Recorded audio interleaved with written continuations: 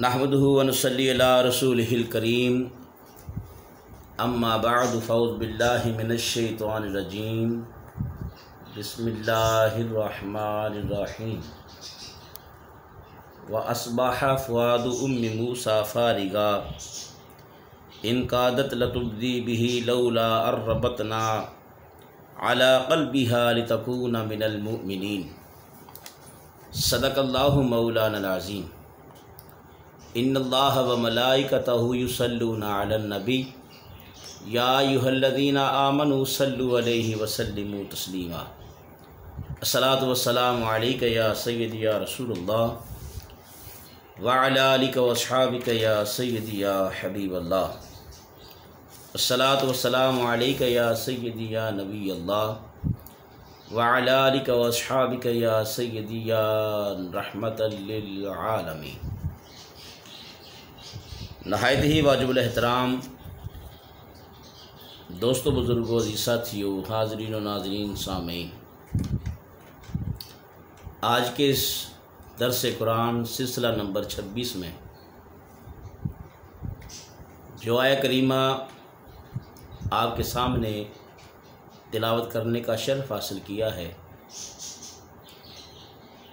یہ سورہ قصص 20واں پارہ ہے، آیت نمبر 10 ہے۔ اس آیہ کریمہ میں اللہ رب العالمین نے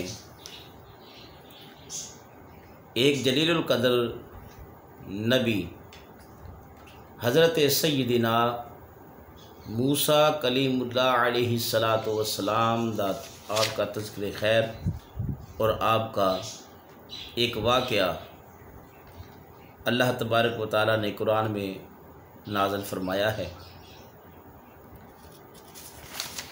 فرعون کو جب نجومیوں نے یہ بتایا کہ بنی اسرائیل میں ایک بچہ پیدا ہوگا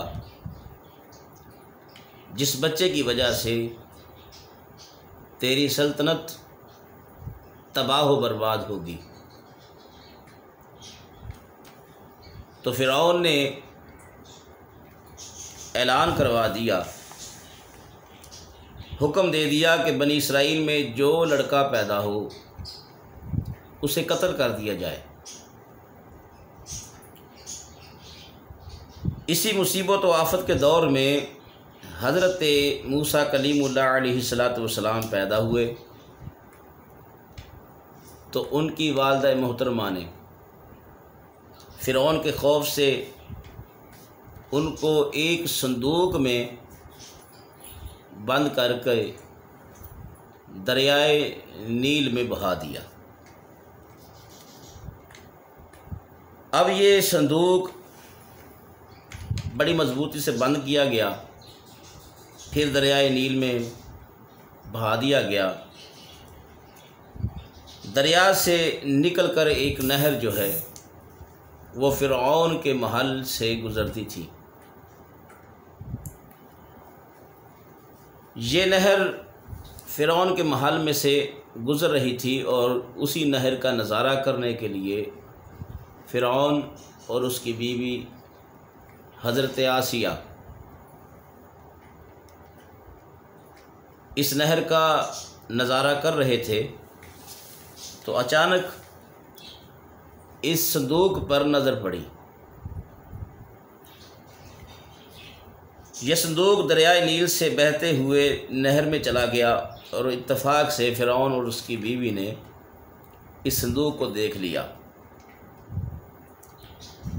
جب ان دونوں نے صندوق کو دیکھا تو خدام کو حکم کیا کہ اس صندوق کو اٹھا کر ہمارے پاس لایا جائے۔ یہ صندوق آیا، جب اس کو کھولا گیا تو بڑا ہی حسین و جمیل اور نورانی چہرہ ہے۔ حسین کیوں نہ ہو، اللہ کا نبی ہے، موسیٰ کلیم اللہ ہے، جلیل القدر نبی ہے، تو پھر خوبصورت کیوں نہ ہو۔ اب آسیہ نے موسیٰ کلیم اللہ علیہ السلام کو اٹھا لیا،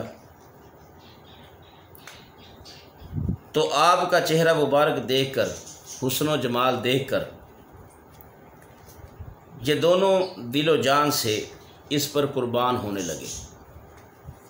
اور آسیہ نے فرعون سے کہا قرۃ عین لی ولک لا تقتلوہ عسیٰ ان ینفعنا او نتخذہ ولدا وہم لا یشعرون۔ تو آسیہ نے کہا قرۃ عین لی ولک لا تقتلوہ عسیٰ ان ینفعنا او نتخذہ ولدا وہم لا یشعرون۔ کہا یہ بچہ میری اور تیری آنکھ کی ٹھنڈک ہے، اس کو قتل مت کرو،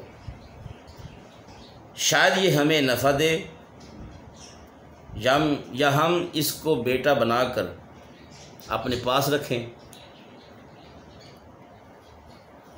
اس پورے واقعہ کو قرآن کریم نے سورہ طٰہٰ میں اس طرح بیان فرمایا اذ اوحینا الی امک ما یوحیٰ ان اقذفیہ فی التابوت فاقذفیہ فی الیم فلیلقہ الیم بالساحل یأخذہ عدو لی وعدو اللہ وألقیت علیک محبۃ منی ولتصنع علی عینی۔ قرآن کریم نے فرمایا اور جب ہم نے اے موسیٰ تیری ماں کے دل میں وہ بات ڈال دی جو الہام کرتا تھا کہ اس بچے کو صندوق میں رکھ کر دریا میں ڈال دے، تو دریا اس کو کنارے پر ڈال دے کہ وہ اس کو اٹھا لے جو میرا اور اس کا دشمن ہے، اور میں نے تجھ پر اپنی طرف سے محبت ڈال دی اور اس لیے کہ تو میری نگاہ کے سامنے پالا جائے۔